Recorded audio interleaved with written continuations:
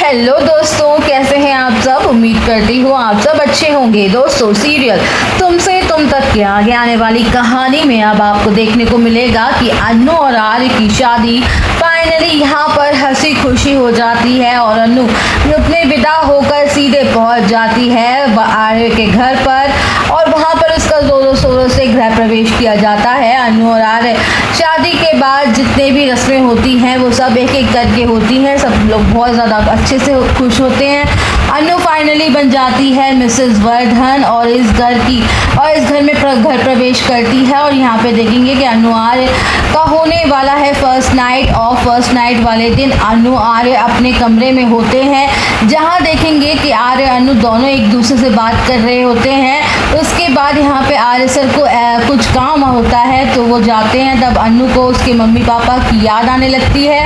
वो सोचती है कि तब तक मैं मम्मी पापा से एक बार कॉल कर लेती हूँ और अपने मम्मी पापा को कॉल करती है। वो बोलती है कि आप लोग ठीक है ना, आप लोग दुखी तो नहीं है ना, आप लोगों ने मुझे ज़्यादा याद तो नहीं किया ना। तो वो लोग कहते हैं कि नहीं बेटा, हम लोग यहाँ पे बहुत अच्छे से हैं, खुश हैं, हम लोग एकदम खुश हैं। तो वो पूछती है कि आप लोगों ने खाना खाया या नहीं खाया।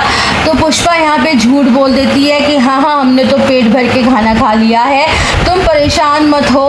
तो अन्नू को लगता है कि जैसे उसके मम्मी पापा ने खाना नहीं खाया और वो लोग झूठ बोल रहे हैं, बस ऐसे ही बोल रहे हैं। तो वो आर्य सर अपने काम को ख़त्म करके आते हैं तो अन्नू के पास बैठते हैं तो देखते हैं कि अन्नू बहुत ज़्यादा दुखी दिखाई दे रही होती है या फूट फूट के रोने लगती है। तो आर्य सर पूछते हैं कि क्या हुआ अन्नू, तुम रो क्यों रही हो। तो अन्नू बताती है कि मेरे मम्मी पापा बहुत दुखी लग रहे हैं, उन लोगों ने तो खाना भी नहीं खाया है और मैं यहाँ इतनी खुशी से बैठी हूँ, मुझे अपने मम्मी पापा से मिलने जाना है। तो आर्य सर कहते हैं कि ठीक है, तुम परेशान मत हो।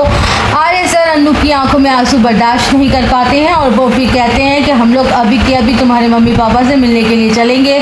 और उसके बाद देखेंगे कि अन्नू जाती है, अपने कपड़े चेंज करती है, साड़ी पहनती है दूसरी, फिर आर्य सर के साथ वो निकल जाती है अपने मम्मी पापा के लिए और वहाँ दुखी होती है कि कैसे वहाँ देखने को निकल जाती है। अब देखेंगे कि अन्नू इस तरीके से रात में जाती है तो यहाँ पे मानसी सोचती है कि पता नहीं क्या हुआ, आज तो इनकी फर्स्ट नाइट थी और फर्स्ट नाइट वाले दिन अन्नू को पता नहीं क्या हो गया, वो कहाँ चली गई। आप देखेंगे कि यहाँ पे मीरा फूट फूट के रो रही होती है कि आज आर्य सर अन्नू के हो गए हैं और उनकी फर्स्ट नाइट है, अन्नू हमेशा के लिए आर्य सर एक होने वाले हैं। पर मीरा रो रो के बुरा हाल होता है। यही सब सोचकर फिर वह कॉल लगाती है जालंधर को और कहती है कि आपको क्या करना है आप बताइए, मैं आपकी मदद करूंगी, लेकिन इस बार आपका जो प्लान है वो सक्सेसफुल होना चाहिए।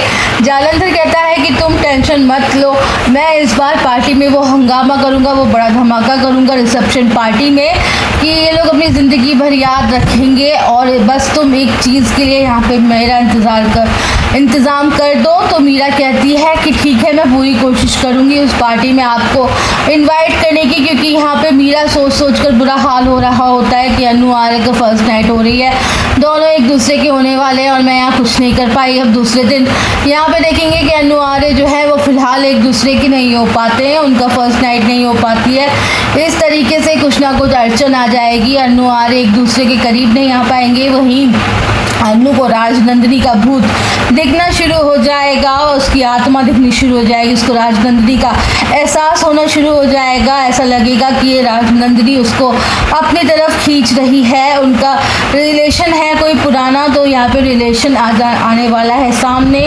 और यहाँ पे रिसेप्शन वाले दिन ही बहुत बड़ा हंगामा दिखाई देगा। यशवर्धन की एंट्री जो अब तक नहीं हुई है, इन लोगों के सामने उसकी सच्चाई आने वाली है। वह सच्चाई रिसेप्शन वाले दिन आएगी और यशवर्धन के बारे में यहाँ पर सच्चाई आएगी तो धीरे धीरे करके राजनंदिनी के भी राज खुलेंगे। तो दोस्तों, आप सब बने रहिए हमारे साथ।